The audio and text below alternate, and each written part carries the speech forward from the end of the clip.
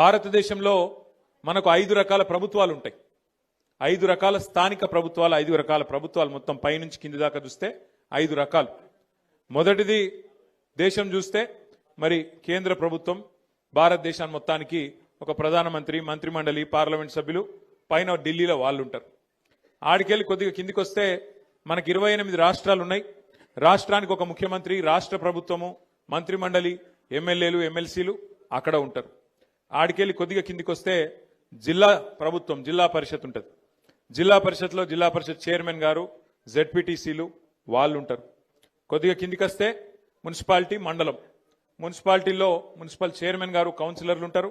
మండలంలో మండల పరిషత్తు, అదేవిధంగా ఎంపీటీసీలు వాళ్ళు ఉంటారు. మరి కిందికి మొత్తంగా చూసినట్టయితే 5 అంచెల్లో కింద ఉండేది ప్రజలకు అత్యంత సన్నిహితంగా ఉండేది ఏంటిది అంటే గ్రామ పంచాయతీ. మరి ఆ గ్రామ పంచాయతీలో సర్పంచ్ గారు, ఉప సర్పంచ్ గారు, వార్డు సభ్యులు, అంటే ఈ రకంగా 5 ప్రభుత్వాలు దేని దానికే పనిచేస్తూ ఉంటాయి.